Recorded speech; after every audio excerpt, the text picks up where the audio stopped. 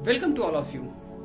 जैसा कि हम जानते हैं कि necessity is a mother of all invention, उसी प्रकार देश को जब एक बेटर एजुकेशन सिस्टम की जरूरत थी तो वर्तमान गवर्नमेंट ने एक न्यू एजुकेशन पॉलिसी 2020 इंट्रोड्यूस की है। जी हाँ, अब पूरे देश के एजुकेशन सिस्टम को बदल दिया जाएगा।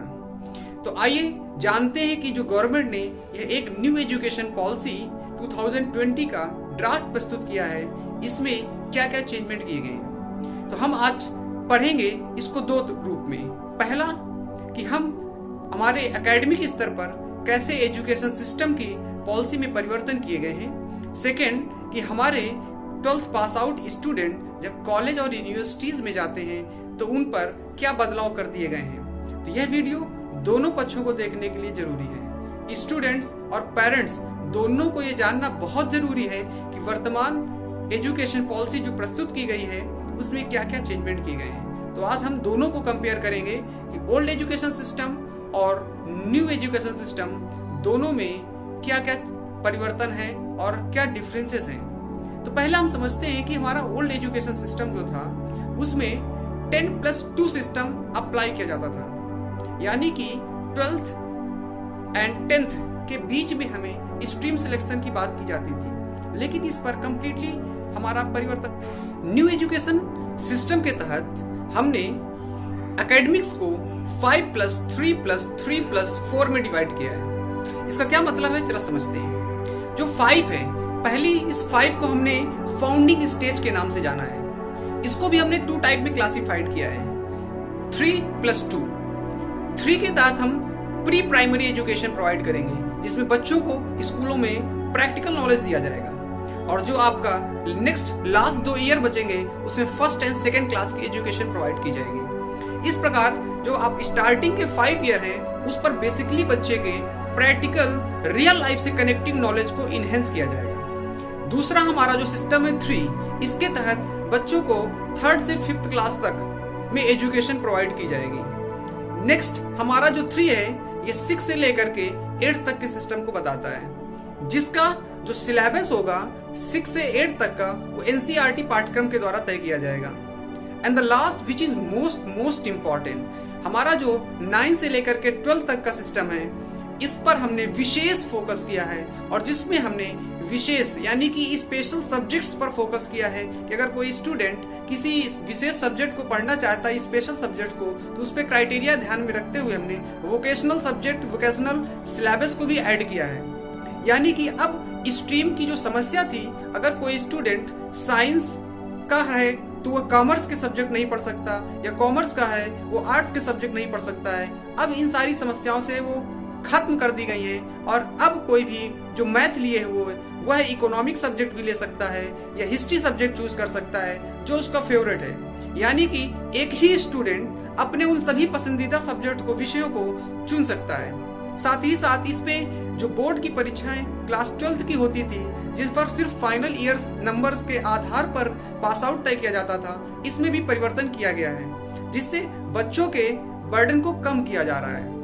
कहने का तात्पर्य यह है कि जो क्लास 12th के एग्जाम्स होते थे, बोर्ड एग्जाम्स के आधार पर ही मार्किंग की जाती थी, लेकिन अब ऐसा सिस्टम नहीं रहेगा।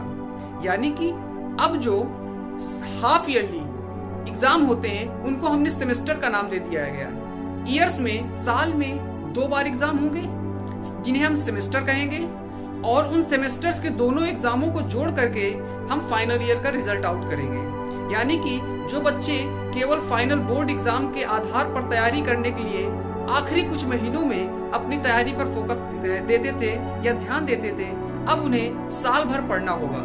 तो ये विशेष हमने चेंजमेंट किए हैं। साथ ही साथ अगर हम देखें तो 6th क्लास के बच्चों को ही कंप्यूटर क्लाउडिंग यानी कि कंप्यूटर कोडिंग से संबंधित चीजों को ट्रेनिंग दी जाएगी, उन्हें स्पेशलाइजेशन किया जाएगा।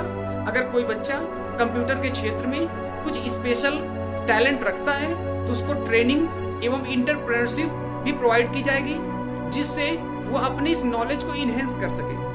ये एक अच्छा स्टेप गवर्नमेंट के द्वारा लिया गया है। द मोस्ट इम्पॉर्टेंट एक और महत्वपूर्ण स्टेप गवर्नमेंट के द्वारा लिया गया है, जो है कि जो प्राइमरी एजुकेशन है उस पे अब लोगों को, बच्चों को रीजनल लैंग्वेज यानी कि अपनी मातृभाषा में एजुकेशन प्रोवाइड करना कंपलसरी कर दिया गया है। दूसरा महत्वपूर्ण जो स्टेप लिया गया है गवर्नमेंट के द्वारा, उसमें 360 डिग्री असेसमेंट को रखा गया है। 360 डिग्री असेसमेंट का मतलब यह है कि टीचर्स करिकुलम एक्टिविटी के आधार पर बच्चों का असेसमेंट करेंगे। इवन कि इसमें क्लास के ही सेम स्टूडेंट से उस बच्चे के बारे में भी एनालिसिस कराया जाएगा, जिसके आधार पर टोटल मार्किंग तय की जाएगी। तो ये परिवर्तन इस एजुकेशन सिस्टम में किए गए हैं। लेकिन क्या सिर्फ एजुकेशन पॉलिसी को इंट्रोड्यूस करने से हमारे देश का एजुकेशन सिस्टम चेंज हो जाएगा? आइए जरा इस पर थोड़ा सा फोकस करते हैं। अगर हम समझें तो हमारे देश में लगभग 50% जो स्टूडेंट्स हैं वो प्राइवेट सेक्टर में पढ़ रहे हैं। और क्यों भेजा जा रहा है इन्हें प्राइवेट सेक्टर में? इसके पीछे का जो मुख्य कारण है कि हमारे गवर्नमेंट स्कूल हैं, इन पर बेटर एजुकेशन सिस्टम नहीं उपलब्ध है। यानी कि अगर हम बात करें तो हमारे गवर्नमेंट एजुकेशन सिस्टम में गुड क्वालिटी ऑफ एजुकेशन नहीं प्रोवाइड किया जाता है। और यही कारण है कि बच्चों को पेरेंट्स प्राइवेट स्कूलों में भेज रहे हैं। तो सबसे महत्वपूर्ण जो इस पर ध्यान दिया जाना चाहिए वो टीचर्स की एजुकेशन क्वालिटी पर भी फोकस करना चाहिए। यानी कि हमारे यहाँ बेस्ट टीचर को primary education, academic education system के लिए लगाया जाना चाहिए, जिसके लिए गवर्नमेंट को एक नए तरीके से ट्रेनिंग प्रोवाइड करनी चाहिए। टीचर्स को एक स्किल ट्रेनिंग प्रोवाइड करनी चाहिए, क्योंकि इम्प्लीमेंट करने का जो फाइनल काम है वो टीचर्स का है। तो ये महत्वपूर्ण स्टेप गवर्नमेंट को लेना होगा। दूसरा, अगर हम बात करें इन प्राइवेट एजुकेशन सिस्टम का एजुकेशन जो लेवल है, ये काफ़ी हद तक कह सकते हैं कि फीस लेवल पर काफ़ी ज़्यादा है, लेकिन बेटर एजुकेशन क्वालिटी पर ध्यान नहीं दिया जा रहा है। कोई क्राइटेरिया ही नहीं है कि कैसे हम प्राइवेट स्कूलों में टीचर्स को असेसमेंट करके अंदर लिया जाएगा। कम सैलरी पर टीचर्स को जल्दी भर्ती किया जाता है और इसी आधार पर प्राइवेट एजुकेशन का जो स्कूल लेवल है उसका लगातार क्वालिटी डाउन होती चली जा रही है। और ये एक महत्वपूर्ण कारण है हमारे एजुकेशन सिस्टम के प्रोडक्ट को। अगर हम बात करें कि एजुकेशन आउटकम के आधार पर, एजुकेशन सिस्टम के आधार में इसको भी ऐड कर लें तो हम स्कूल का एनालिसिस कर सकते हैं। यानी कि अगर हम 2-3 और फैक्ट चीज़ों को ऐड करते हुए चलें तो यहाँ से हम अपने एजुकेशन सिस्टम को बेटर कर सकते हैं। ये तो हमारे रहा प्राइमरी एजुकेशन सिस्टम के बारे में, जिसमें चेंजमेंट परिवर्तन कर दिए गए हैं। जी हाँ, अब देखते हैं कि कॉलेज यानी कि हायर एजुकेशन सिस्टम में क्या चेंजमेंट किया गया है।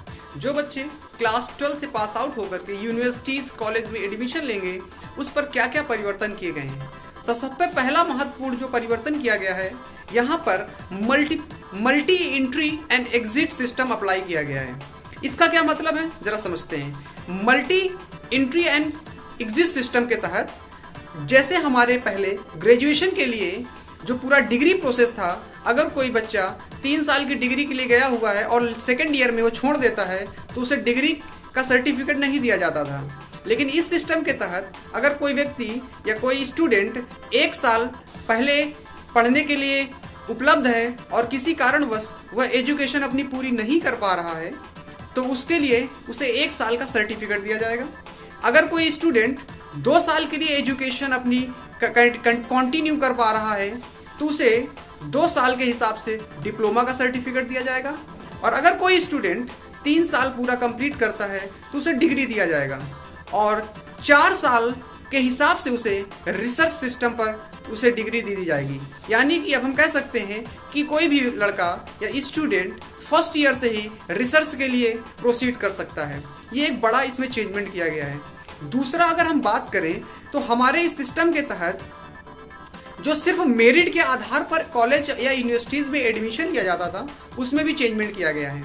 यानी कि अब मेरिट के आधार पर ही सिर्फ नहीं, बल्कि असेसमेंट के आधार पर भी, जिसपे कॉमन एप्टीट्यूड टेस्ट कराया जाएगा और उसके और मेरिट दोनों के नंबरों के आधार पर ही एडमिशन दिया जाएगा, जिससे बच्चों का जो प्रेशर है वो कम होगा।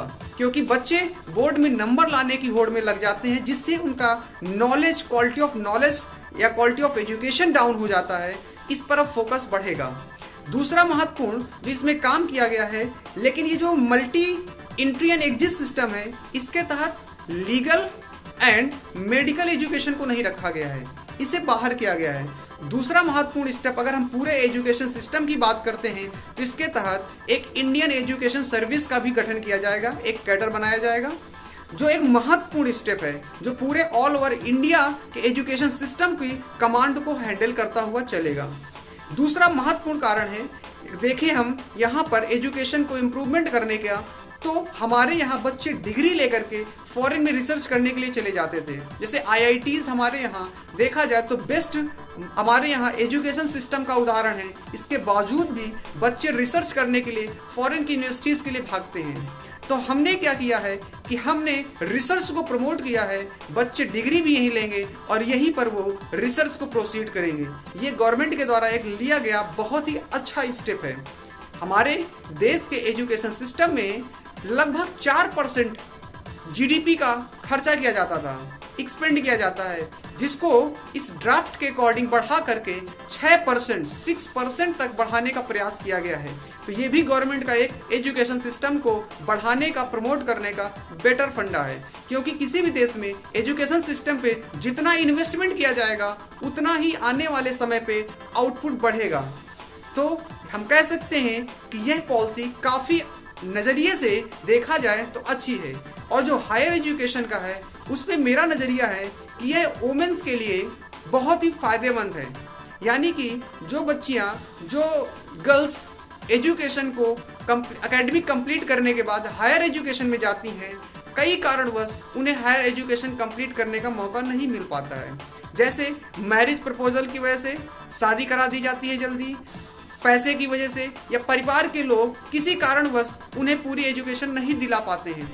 तो उनके लिए बेटर ऑप्शन है, क्योंकि अगर वो 1 साल एजुकेशन को कैरी करते हैं तो उनको 1 साल का सर्टिफिकेट मिलेगा, 2 साल कंप्लीट करते हैं तो उन्हें 2 साल का डिप्लोमा मिलेगा। इस प्रकार अगर देखें तो ये वुमेन्स के लिए बेटर ऑप्शन है, क्योंकि इंडिया में महिलाओं की जो सिचुएशन है, कंडीशन है, वो हम सब जानते हैं। तो ओवरऑल अगर हम इस एजुकेशन सिस्टम की बात करें तो काफ़ी हद से यह बेटर माना गया है। आई होप कि आप इस एजुकेशन सिस्टम के बारे में थोड़ा सा समझे हैं, और ज़्यादा जानकारी करने के लिए आप HRD मिनिस्ट्री की साइट में जाइए और वहाँ पर आप विस्तृत रूप से पढ़ सकते हैं।